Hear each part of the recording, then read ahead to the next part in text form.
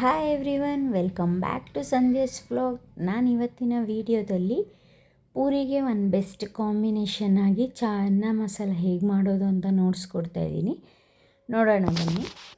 Already ನಾನು ಪೂರಿ ಜೊತೆಗೆ ಒಂದು ವೆಜಿಟೇಬಲ್ ಕುರ್ಮಾ ಕೂಡ ತೋರಿಸಿದ್ದೀನಿ. ಇದು ಸೆಕೆಂಡ್ ಸೀರೀಸ್ ಅಂತಲೇ ಹೇಳ್ಬೋದು. ನಾನು ಟೋಟಲಾಗೆ ಪೂರಿ ಜೊತೆಗೆ 1 2 3 ಟೈಪ್ಸ್ ಹೇಳ್ಕೊಡ್ತೀನಿ ಕರ್ರಿ ಅಂತ ಹೇಳಿದ್ದೀನಿ. ಪನ್ನೀರ್ ಕರಿ ಕೂಡ ತೋರಿಸಿದ್ದೀನಿ, ಅದು ಕೂಡ ತುಂಬ ಚೆನ್ನಾಗೇ ಇರುತ್ತೆ ಪೂರಿ ಜೊತೆಗೆ. ಬಟ್ ಇದು ಯಾವ ರೀತಿ ಮಾಡ್ಕೋತಾ ಇದ್ದೀನಿ ಅಂತ ನೋಡಿಸ್ತೀನಿ ನೋಡಿ.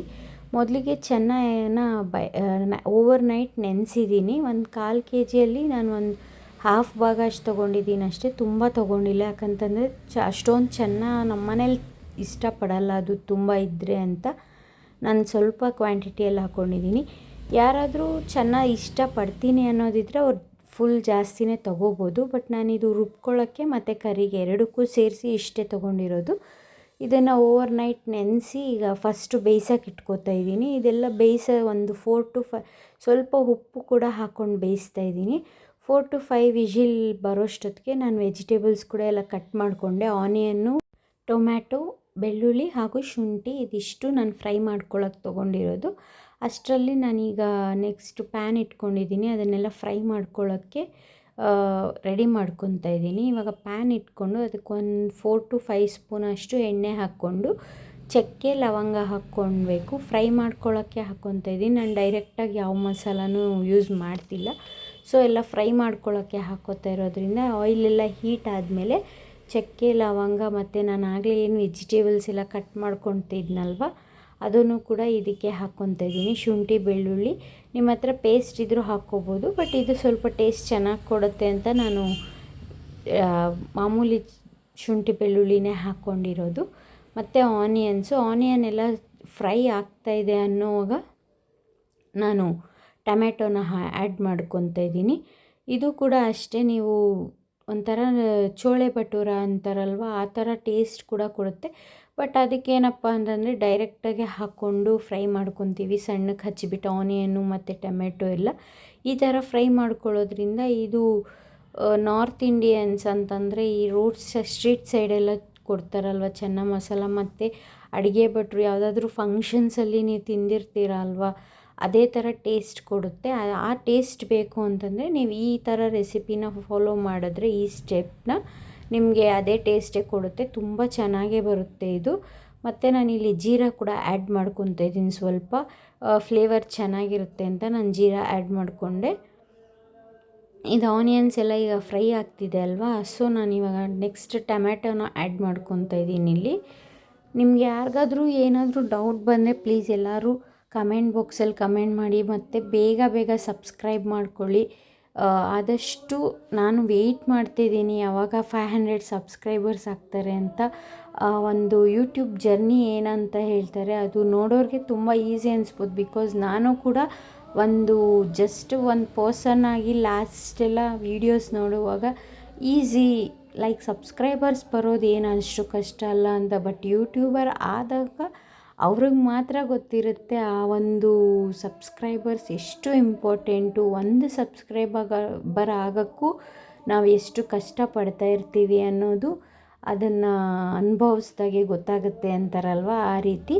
ಈಗ ನಾನು ಕಲ್ಲರ್ಗೆ ಅಂತ ಬ್ಯಾಡಗೆ ಮೆಣಸಿನ್ಕಾಯಿ 2 ಹಾಕ್ಕೊಂಡಿದ್ದೀನಿ ಮತ್ತು ಗೋಡಂಬಿ ಹಾಕ್ಕೊಂಡಿದ್ದೀನಿ. ಇದು ಇಷ್ಟನ್ನು ಫುಲ್ ಫ್ರೈ ಮಾಡಿಬಿಟ್ಟು ಇದಕ್ಕೆ ನಾವು ಕಂಪ್ಲೀಟಾಗಿ ಕೂಲ್ ಮಾಡಬೇಕು. ಮತ್ತು ಇದಕ್ಕೆ ನಾನು ಕೊತ್ತಂಬರಿ ಕೂಡ ಸ್ವಲ್ಪ ಹಾಕ್ಕೊತಾ ಇದ್ದೀನಿ. ಕಲರ್ ಚೆನ್ನಾಗಿರುತ್ತೆ ಮತ್ತು ಟೇಸ್ಟ್ ಕೂಡ, ಫ್ಲೇವರ್ ಅಂದರೆ ಆ ಕೊತ್ತಂಬರಿ ಸೊಪ್ಪು ಫ್ಲೇವರ್ ಬರುತ್ತಲ್ವ ಅದು ಚೆನ್ನಾಗಿರುತ್ತೆ ಅಂತ ನಾನು ಹಾಕ್ಕೊಂಡು ಆ್ಯಡ್ ಮಾಡ್ಕೊತಾ ಇದ್ದೀನಿ. ಇದಿಷ್ಟು ಎಲ್ಲ ಫ್ರೈ ಆದಮೇಲೆ ನಾನು ಅದನ್ನು ರುಬ್ಕೊಳ್ಳೋಕೆ ಏನೇನು ಹಾಕ್ಕೊತೀನಿ ಅಂತ ತೋರಿಸ್ತೀನಿ. ಸ್ವಲ್ಪ ಡಿಸ್ಟರ್ಬೆನ್ಸ್ ಇದೆ ಬಿಕಾಸ್ ನಾನು ಇವತ್ತು ಟೆರೇಸಲ್ಲಿ ಕುತ್ಕೊಂಡು ವಾಯ್ಸ್ ಓವರ್ ಕೊಡ್ತಾಯಿದ್ದೀನಿ. ಅದಕ್ಕೋಸ್ಕರ ಸ್ವಲ್ಪ ಡಿಸ್ಟರ್ಬೆನ್ಸ್ ಇದೆ. ಬಿಕಾಸ್ ಮತ್ತೆ ಅಂತಂದರೆ ನನಗೆ ಈ ನಡುವೆ ಟೈಮೇ ಅಡ್ಜಸ್ಟ್ ಆಗ್ತಿಲ್ಲ. ನನ್ನ ಮಗ ಕೂಡ ಸ್ವಲ್ಪ ದೊಡ್ಡವನಾಗ್ತಾ ಮಕ್ಕಳು ಹಾಗೆ ಅಲ್ವಾ ತುಂಬಾ ಕೆಲಸ ಕೊಡ್ತಾರೆ. ಅವನಂತೂ ನನ್ನ ಫೋನ್ ಮುಟ್ಟೋಕ್ಕೆ ಬಿಡೋದಿಲ್ಲ. ಅದಕ್ಕೋಸ್ಕರ ನಾನು ಅವನು ಯಾವಾಗ ಮಲ್ಕೊಂಡಿರ್ತಾನೆ ಅಥವಾ ನನ್ನ ಹಸ್ಬೆಂಡ್ ಎಲ್ಲ ಕರ್ಕೊಂಡೋಗಿರ್ತಾರೆ ಆ ಟೈಮಲ್ಲಿ ರೆಕಾರ್ಡಿಂಗ್ ಮಾಡ್ಕೊತೀನಿ. ಮತ್ತು ಈಗ ಅದೆಲ್ಲ ಇದಾಗಿದೆ, ಫ್ರೈ ಎಲ್ಲ ಆಗಿದೆ. ಅದನ್ನು ಕಂಪ್ಲೀಟಾಗಿ ಕೂಲ್ ಮಾಡೋಕ್ಕೆ ಬಿಟ್ಬಿಟ್ಟು ಆಗಲೇ ನಾನು ಚೆನ್ನಾಗಿ ಬೇಯಿಸೋಕೆ ಇಟ್ಕೊಂಡಿದ್ನಲ್ವ ಅದು ಕೂಡ ಕೂಗಿ ವಿಷಲ್ ಎಲ್ಲ ಬಿಟ್ಟಿದೆ. ನೋಡ್ತಾ ಇರ್ಬೋದು ಎಷ್ಟು ಸಾಫ್ಟಾಗಿ ಬೆಂದಿತ್ತು ಅಂತ. ಇವಾಗ ಅದು ಕೂಲಾಗಿರೋದನ್ನೆಲ್ಲ ಮಿಕ್ಸರ್ ಜಾರ್ಗೆ ಹಾಕ್ಕೊಂಡು ಇದಕ್ಕೆ ನಾನು ಎಕ್ಸ್ಟ್ರಾ ಈಗ ಕೊಕೊನೆಟ್ ಕೂಡ ಆ್ಯಡ್ ಮಾಡ್ಕೊತೀನಿ. ನಿಮ್ಮ ಹತ್ರ ಹಸಿ ಕೊಬ್ಬರಿ ಇದ್ದರೂ ಹಾಕ್ಕೋಬೋದು, ಒಣ ಕೊಬ್ಬರಿ ಇದ್ದರೂ ಇದಕ್ಕೆ ಆ್ಯಡ್ ಮಾಡ್ಕೋಬೋದು. ಬಟ್ ಹಸಿ ಕೊಬ್ಬರಿ ತುಂಬ ಟೇಸ್ಟ್ ಕೊಡುತ್ತೆ ಅಂತಲೇ ಹೇಳ್ಬೋದು. ನಾನು ಹಸಿ ಕೊಬ್ಬರಿನ ಸ್ವಲ್ಪ ಡ್ರೈ ಆಗಿದೆ ಅಷ್ಟೇ ಅದು, ಬಟ್ ಹಸಿ ಕೊಬ್ಬರಿನೇ ಇದು. ನೋಡೋಕೆ ಒಣ ಕೊಬ್ಬರಿ ಥರ ಕಾಣಿಸ್ತಿದೆ, ಆದರೆ ನಾನು ವಾಟರ್ ಎಲ್ಲ ಡ್ರೈ ಆಗಿದ್ದರಿಂದ ಡೈರೆಕ್ಟಾಗಿ ಆ ಥರ ತುರ್ಕೊಂಡು ನಾನು ಇದನ್ನು ಫುಲ್ ಪೇಸ್ಟ್ ಮಾಡ್ಕೊಂಡು ಬಂದಿದ್ದೀನಿ.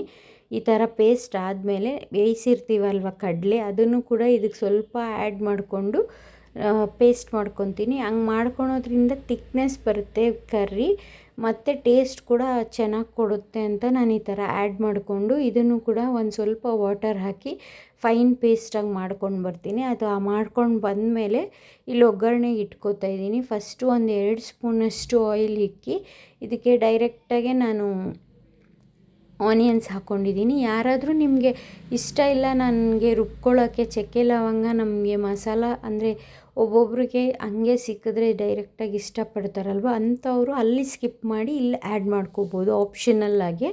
ಮತ್ತು ನಾನು ಏನು ಆವಾಗಲೇ ರುಬ್ಕೊಂಡು ಬಂದಿದ್ದೀನಲ್ವ ಮಸಾಲ, ಅದನ್ನು ಕೂಡ ಇವಾಗ ಇದು ಅಂದರೆ ರುಬ್ಬಿರೋದನ್ನೆಲ್ಲ ಇದಕ್ಕೆ ಸ್ವಲ್ಪ ಬೇಯಿಸ್ಕೊತಾ ಇದ್ದೀನಿ.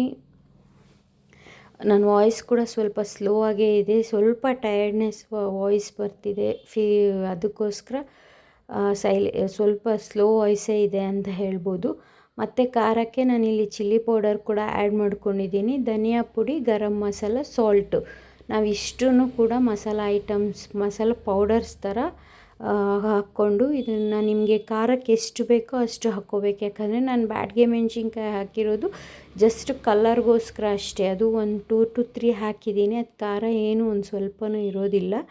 ಸೊ ನೀವಿಲ್ಲಿ ಚಿಲ್ಲಿ ಪೌಡರಲ್ಲೇ ಖಾರ ಎಷ್ಟು ಬೇಕೋ ಅಷ್ಟೂ ಹಾಕೋದು. ಇದಿಷ್ಟನ್ನು ಫ್ರೈ ಮಾಡಿಕೊಂಡು ನಮಗೆ ಯಾವ ಒಂದು ಕನ್ಸಿಸ್ಟೆನ್ಸಿಯಲ್ಲಿ ಬೇಕೋ ಅಷ್ಟು ವಾಟರ್ನ ಆ್ಯಡ್ ಮಾಡ್ಕೊಬೇಕು. ಆದಷ್ಟು ನೀವು ಸ್ವಲ್ಪ ಲಿಕ್ವಿಡಾಗಿ ಅಂತಂದರೆ ನಾವು ತಿನ್ನೋವಾಗ ಯಾವ ಥರ ಇರಬೇಕು ಅದಕ್ಕಿಂತ ಒಂದು ಗ್ಲಾಸಷ್ಟು ವಾಟರ್ ಜಾಸ್ತಿ ಹಾಕಿ.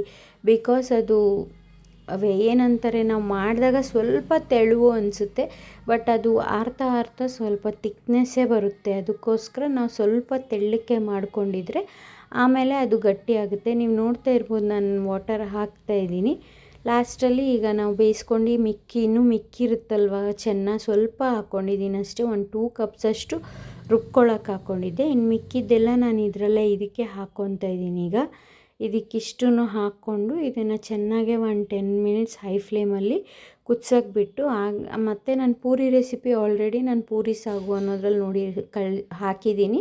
ಯಾರಾದರೂ ನೋಡಿಲ್ಲ ಅಂತಂದರೆ ಅವ್ರು ಅಲ್ಲೋಗಿ ಚೆಕ್ ಮಾಡ್ಬೋದು. ಅದರಲ್ಲಿ ನಿಮಗೆ ನಾನು ಪೂರಿ ಹಿಟ್ಟು ಯಾವ ರೀತಿ ಕಲಿಸ್ಕೊಂಡಿದ್ದೆ ಅನ್ನೋದು ಗೊತ್ತಾಗುತ್ತೆ. ನಾನು ಅದರಲ್ಲಿ ಯಾವುದೇ ರೀತಿ ಮೈದಾ ಆಗಿರ್ಬೋದು ಬಟ್ ಏನು ಹಾಕಿ ಕಲಸಿರಲಿಲ್ಲ. ಜಸ್ಟು ಗೋಧಿ ಹಿಟ್ಟಿಗೆ 1 ಸ್ಪೂನಷ್ಟು ಸಣ್ಣ ರವೆ ಹಾಕಿ ಕಲಿಸ್ಕೊಂಡಿದ್ದೆ. ಆ ರೆಸಿಪಿ ಯಾರಿಗಾದ್ರೂ ಬೇಕಿದ್ದರೆ ಹೋಗಿ ಚೆಕ್ ಮಾಡ್ಬೋದು. ನೋಡ್ತಾ ಇರ್ಬೋದು ಎಷ್ಟು ಸಾಫ್ಟಾಗಿ ಎಷ್ಟು ದಪ್ಪ ಇದು ಉಬ್ಬುತ್ತೆ ಅಂತಂದರೆ ಅಷ್ಟು ಹೆಲ್ದಿಗೂ ಒಳ್ಳೆಯದು. ಮೈದಾ ಹಾಕೋದ್ರಿಂದ ಸ್ವಲ್ಪ ಹೆಲ್ತ್ಗೆ ಇದಾಗುತ್ತೆ ಅಂತ ನಾನು ಜಸ್ಟು ಬರೀ ಗೋಧಿ ಹಿಟ್ಟಲ್ಲೇ ಹಾಕ್ಕೊಂಡು ಮಾಡ್ತಾ ಇರೋದು ಇವತ್ತು. ಈ ಥರ ಚೆನ್ನ ಮಸಾಲ ರೆಡಿ ಇರುತ್ತೆ. ಇದು ಪೂರಿ ಜೊತೆಗೆ ನೀವು ತಿನ್ನೋಕ್ಕೂ ರೆಡಿ ಇರುತ್ತೆ, ಮಕ್ಳಿಗೂ ಇಷ್ಟ ಆಗುತ್ತೆ. ಮಕ್ಕಳಿಗೆ ಮಾಡಿಕೊಡಿ, ಟೇಸ್ಟ್ ಮಾಡಿ. ಯಾರಾದರೂ ಟ್ರೈ ಮಾಡಿ, ಪ್ಲೀಸ್ ಕಮೆಂಟ್ ಬಾಕ್ಸಲ್ಲಿ ಕಮೆಂಟ್ ಮಾಡಿ. ನನಗೂ ಖುಷಿಯಾಗುತ್ತೆ ಯಾರಾದರೂ ಟ್ರೈ ಮಾಡಿದರೆ. ಅಂದರೆ ನನ್ನ ಒಂದು ಸಬ್ಸ್ಕ್ರೈಬರ್ಸು ನಾನು ಮಾಡಿರೋವಂಥ ರೆಸಿಪೀಸ್ನ ಟ್ರೈ ಮಾಡ್ತಿದ್ದಾರೆ, ಟೇಸ್ಟ್ ಮಾಡ್ತಿದ್ದಾರೆ ಅಂತ ನನಗೂ ಖುಷಿಯಾಗುತ್ತೆ, ಇನ್ನೂ ನನಗೆ ಎಂಕರೇಜ್ ಅನಿಸುತ್ತೆ. ಸೊ ಪ್ಲೀಸ್ ನನ್ನ ಒಂದು ಚಾನಲ್ನ ಲೈಕ್ ಮಾಡಿ, ಶೇರ್ ಮಾಡಿ, ಕಮೆಂಟ್ ಮಾಡಿ. ಆದಷ್ಟು ಬೇಗ ಸಬ್ಸ್ಕ್ರೈಬ್ ಮಾಡ್ಕೊಳ್ಳಿ. Thank you.